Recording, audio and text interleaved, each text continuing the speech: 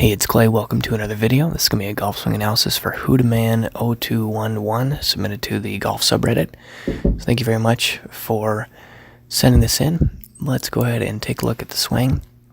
Now, what I want to focus on here is your transition movement. And I think if I get you to the top here, everything up to this point actually is fairly solid. There's maybe a little bit of posture change going on here in the backswing where your head is dipping down a little bit. If anything, you kind of want the opposite, where you want just a touch of extension or getting taller in the backswing. So that's maybe something to work on. But then what I notice here is, so if I just draw a line from your neck down through where your spine is potentially located, let's just kind of pace through this. So what I want you to watch is the way in which your spine is tracking on that line. If you'll notice, you can see your head has come backwards and your hips have come forwards. So that's pretty classic early extension movement. So let's talk about some of the changes you can make to try to help fix this. The first thing that I want you to try to do is to use what is called a windmill drill. And I'm going to play a clip here of myself doing this windmill drill. And the basic idea is that you stand straight up and you put your hands out, straight out from your sides, so they're pointing away from one another. And you just start rotating. And you want to think of your spine as the central axis point around which you rotate. So then what you want to do as you're rotating is just feel what is happening in your trunk, in your core, your abdominals, your hips, and your shoulders to drive this spinning rotational movement. And slowly, you want to start bending over at the waist and then kind of sticking your butt back as if you were to engage in more of a golf type posture, right? We play golf where the ball is down on the ground, not up in the air. And you'll notice that the rotational movement doesn't really change. All that really changes is that you have this bend at the waist, and so you now have to change how your hips are moving, right? So when you go back, your right knee extends and your right hip drives back, and then when you come forward, there's a little weight shift, and then your left knee straightens and your left hip clears back and around. I think that would be a great drill for you. As I come back to your swing, if we watch, you can see that your spine angle is really changing here, and you're not rotating around your central axis point.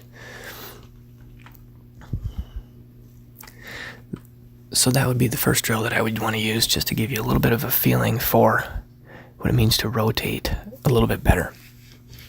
Okay, then secondly, let's talk about this first movement right here. So what I see here in your transition, what I'm looking for is what moves first.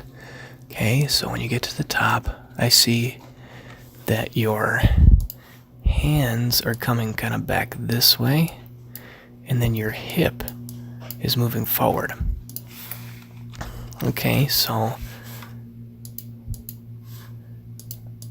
I would say that what you want to be doing, even when I get to this position, you want to feel a couple of different things. Basically, you want to flip what you're doing with your right elbow and your right hip. Okay, so if I get you back to the top, what would be ideal is that let's get rid of some of these lines. What would be ideal would be feel as if you're keeping this hip still, and practice trying to take this hip and move it this way. Okay, so again, you want to try to feel as if your right hip is locked into place and that your left hip is driving back and open, kind of at an angle.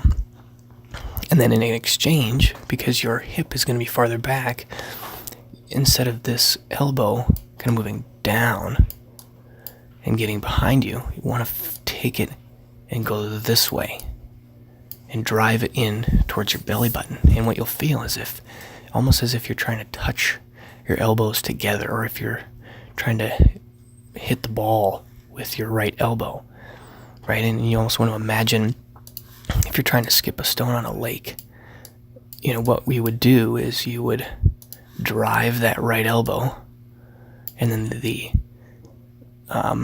the club will follow along that arc. So you want to get your elbow and your arms more in front of your body, right? So if I go back,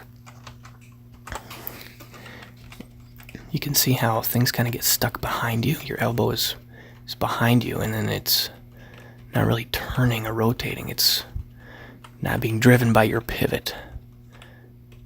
So just a couple of feelings to mess around with the windmill drill, and then kind of changing the way in which you're using your hip and your right elbow. And so hopefully that can help you. Give it a shot and let me know your thoughts down below. Thanks, bye.